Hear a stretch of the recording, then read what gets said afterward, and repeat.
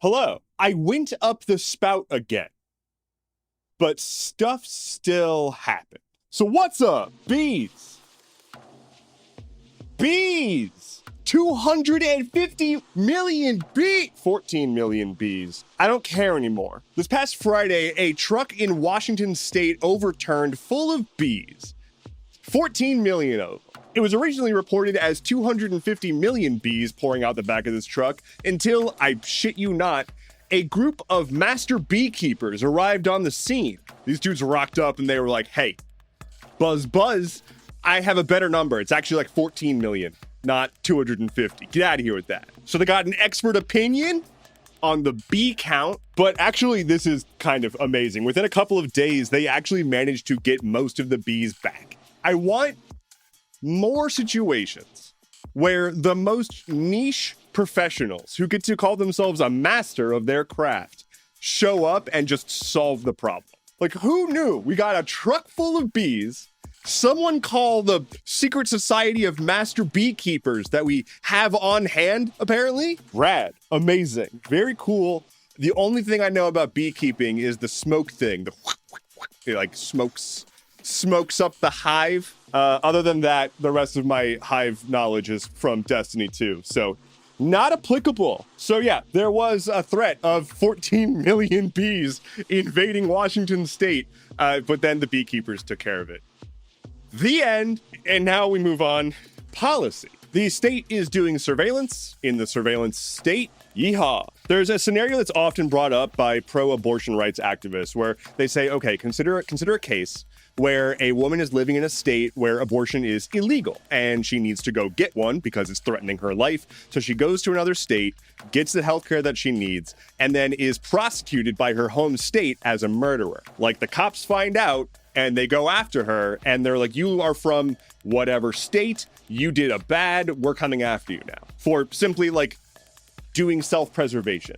Right? So again, this scenario is brought up often in just sort of like arguments as a hypothetical that isn't actually all that hypothetical. But unfortunately, most people who are hearing this argument either lack the ability to sort of like put themselves in that situation and have that foresight to see, oh, wait, yeah, I can see how this could be used against me in my own way.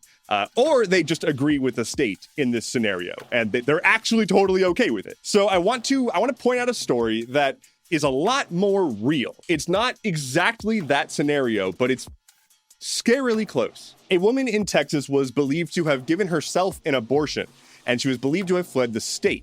So her family went to the cops and was like, we don't know where she is, and we're scared for her safety. The cops then used a system called Flock, which gives them access to a massive network of over 80,000 cameras across the country to look for this woman. They can scan for license plates, they can look for identical features, they can go far back in history and access all of that, including cameras that are across state lines and without a warrant or prior authorization. The only thing they have to do to use the system is input a reason why they're using it, to which they said the reason was, had an abortion, search for female. This is a literal nationwide camera network that cops can just access. Because had an abortion, search for female. But it's okay, it's a privatized network. So since it's not the government doing it, it's okay. Let's keep letting tech companies do this. So it's a bit of a fascist hellscape out there. And combine that with the State Department now planning to start vetting foreign student social media when they're coming in for a visa to study here, because we just love free speech. It's so tasty and it goes down smooth. Speaking of smooth, what's not smooth is this transition into the next segment about RFK and his report and its hallucinations. RFK Jr. is an incompetent, hubris-driven fool who is actively working to undermine the health of an entire country because no one has told him to actually shut the fuck up, ever. Here are my supporting arguments. I talked last week about the Maha report, in which RFK basically was like, here's my big report on what's poisoning the children's these days. The report said the things that you would expect a conspiracy theorist anti-vaxxer to say are bad for the children, like vaccines and those dang phones. It was also, of course, altered by the White House to remove key sections about large chemical companies that may have faced scrutiny. But now, after people have been poring over it and actually seeing what's in the report, it has come out that the report appears to be littered with AI hallucinations. So it became pretty clear that this report was just citing absolute bullshit, probably made up by ChatGPT. For example, there were authors credited to papers that they never wrote and co-authored with people they've never met. The White House has categorized these errors as, quote, formatting issues, and have released an updated version to address these formatting issues. These are formatting issues in the same way that the lack of additional zeros in my bank account is a calculation error. So he puts out this report that cites things that don't exist and science that no one agrees with. He's also railing against fluoride, which is projected to create a $10 billion bill of just dentistry appointments if it gets taken out of municipal water. And then he's fucking with ongoing research contracts for things like research into a vaccine for the bird flu. The thing that we're worried about happening. I spent a lot of energy during campaign season just pushing back on the swarm of RFK bots in my comments that were constantly claiming that he wasn't the obvious anti-vaxxer conspiracy theorist that he absolutely obviously is. People literally came into my comments and said he's not an anti-vaxxer, when the man founded an anti-vax think tank. It's bonkers. Public health is a group project, and beyond just the entire country failing, the teacher is for some reason telling us that the only way to get an A is to punch yourself in the balls on loop forever. Moving on, remember Boeing and how they made the airplanes that kept falling out of the sky? And then it came out that they were like skirting safety regulations, and then they totally didn't kill multiple whistleblowers over it. So the US Department of Justice had opened up a criminal fraud case into Boeing, and they're now just kind of quietly just scooting that off. Yep, the DOJ is basically bringing Boeing to a pinky promise to do better and to pay out $1.5 billion, sort of in like investments to the families that were lost of the over 300 victims. So $1.5 billion in a sort of soft agreement to not be charged with fraud. Boeing's market cap is around $150 billion, and they reported about $15 billion in profit from Q4 2024 alone. But notably, if Boeing was actually investigated and charged with the fraud that they almost definitely did, they would no longer be a viable government contractor. We'd have to actually start applying standards to our warforges, and we cannot have that. Let's move on to world stuff. What's up, France? How's your power? I hope it's back. France has been kind of going through it. It got dark, so they lit some fires. First, there were widespread power outages in the French Riviera area. That's fun to say. French Riviera area.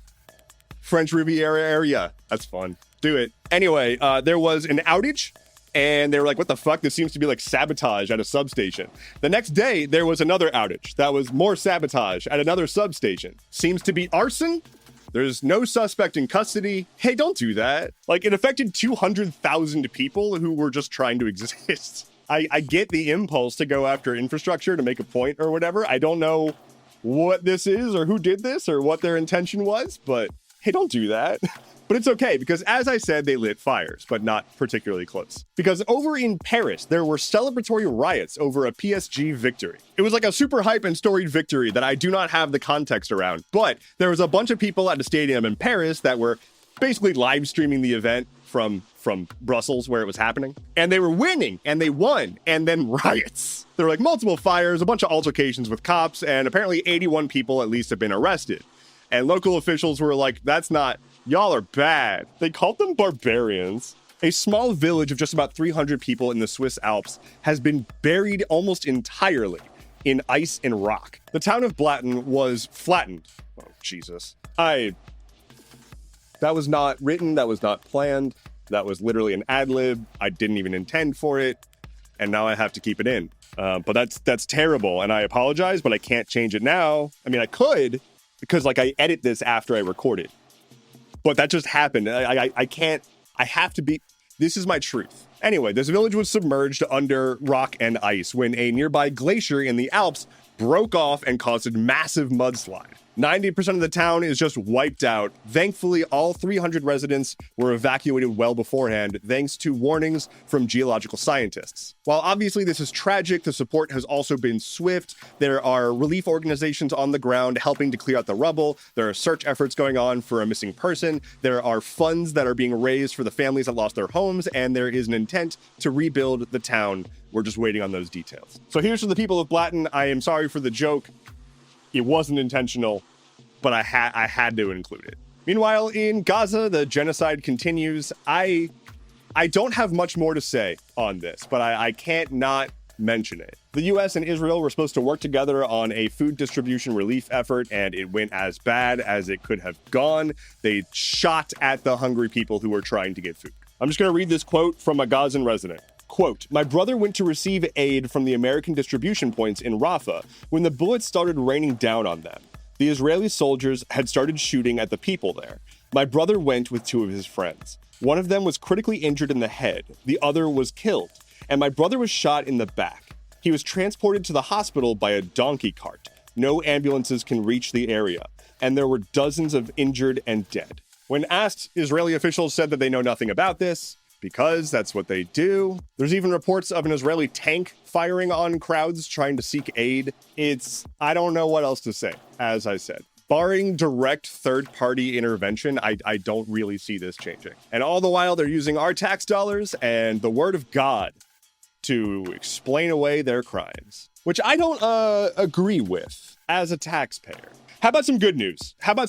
Because I got something from Kenya and Germany, and it involves our favorite subject, rhinoceros cum. Researchers in Germany and Kenya have worked together to perform the first successful IVF procedure on a rhinoceros. IVF being in vitro fertilization, like artificial fertilization, but on a fucking rhino. The reason that they're doing this is because the North African white rhino is very nearly extinct. There are two left in existence, and both are female. So they've been researching how to do this on a rhino, and they practiced on a south white rhino, which is related, but is not north. Point is, they were practicing on a practice rhino before they go to the main event. But yeah, they just took their frozen male rhino sperm that they had in the freezer. We've all got that somewhere in the back of the freezer there. And they just kind of boop. Preggers. This is a huge conservation breakthrough and could actually potentially repopulate a species on the brink of extinction from decades of poaching. So, yeehaw, yay, science. Good job. Thanks for the cum, rhinoceros. Technology. Texanology. Texas has passed a digital privacy law that basically says, hey, Google and Apple, really anyone who runs an app store, so basically Google and Apple, you need to stop minors from being able to make purchases and download other apps without parental consent. This is a very large state doing this, and this is not the first time that we've seen one of the biggest states in the country just kind of make their own digital privacy laws because the federal government won't fucking do it. Several years back, California made a sort of like similar-ish set of laws to what the EU has, kind of, but also way watered down, and it's just California. But because of that, it essentially was like, well, we need to adhere to California's laws, so it's functionally, we need to do the work anyway, we might as well just support it in all the states, etc. And so now we've got states around the country banning porn, or in this case, they're banning what certain people can do at certain ages on the internet, which, to be clear, there's a lot of Americans, about 80%, agree that something needs to be done about minors on social media, but we don't really agree on what. A large portion of people say that it's not up to the state to determine what should happen, it's up to the parents, and some people say that the state can pass laws that empower the parents, and some people say passing any laws is an infringement on the rights of the teenagers from being able to engage with the economy on the internet, as well as speech issues, and so on and so forth. It's a very messy subject. Not to mention that Congress has been batting around things like COSA and other just shitty attempts at making actual technology policy. It's embarrassing. But what we actually need is comprehensive data privacy laws, which we can then use to enact the specific needs of communities, such as having actual understood control about the relationship between parents, tech companies, children, and all of the data generated therein. Obviously, tech companies are very much against basically anything that requires them to do additional work, track additional data, or whatever. And they're going to really sneakily talk about how it's an infringement on your rights for them to have to collect extra data about, for example, your age, which agreed, but they already have that information. They're not worried about collecting more of your data. They love doing that. They have your data. It's a matter of if they're going to have their bottom line impacted by preventing 13-year-olds from purchasing whatever. Almost definitely just using their parents' credit card. So stay frosty, because the tech companies are not your friends. Speaking of which, If you use Gmail, you are now getting an AI summary of your emails, whether you like it or not. Fuckboy. I don't know why I put the fuckboy in there. You're not a fuckboy. You listen to this show. That means you're a... I don't know. Something. Anyway, so Google is going to start rolling out email summaries. So in long emails and in email threads, they're going to pin an AI-generated summary to the top of your email. It includes a disclaimer saying that the summary is written by Gemini and may contain mistakes. Here's a product. So they are just happily running people's emails through their AI without asking them first. It used to be that you had to request a summary. Now it just happens. You can disable the feature in the settings, but I would highly encourage you to actually go out and explore other email providers. I know the idea of switching an email provider sounds like hell, and it's not fun. But there do exist other providers that aren't going to do this kind of bullshit and actually respect you, your data, and your privacy. I've linked a little bit of information in the newsletter today about this, but the two services I generally recommend are Fastmail and ProtonMail, and I'll link to them in the description. This is not sponsored. I just genuinely want people to move off of Gmail. Lightning round. The US is looking into whether or not the new pope is allowed to keep his American citizenship, given that he is a foreign head of state. Some climber dudes in the UK sent the mountaineering world into a tizzy after they essentially cheated climbing Mount Everest by inhaling xenon gas, which is apparently like performance enhancing as far as acclimating to the environment goes. They went from London to the peak of Everest back to London in a week, which is like super record breaking to the point that there's now an investigation. In the UK, there was a terrifying car chase where cops were chasing down a guy going at 10 miles an hour, high speed. He eventually crashed and they got him. And finally for today, big news, Cyberpunk 2077 sequel is officially titled Cyberpunk 2, which makes sense. Hey, it's Pride. It's Pride. What's up, Pride? So because it's Pride, instead of hawking my merch and Patreon, I'm going to ask you if you can hear my voice. Consider making a donation to a charity like the Trevor Project, an organization of your choice, or you can just go search for some good options that is helping to ease the lives of queer people in 2025. Queer folks, especially trans folks, and especially trans children, deserve protection, support, and safety. So here's to all y'all. I'm wishing you a raucous Pride. I don't say raucous often. Okay. Thank you so much for listening to today's episode of Stuff Keeps Happening. Head to skh.news for sources, bonus content, and the remainder of those millions of bees that I captured myself. My name is Endeavorance. I'll be back on Monday. Take care and be well.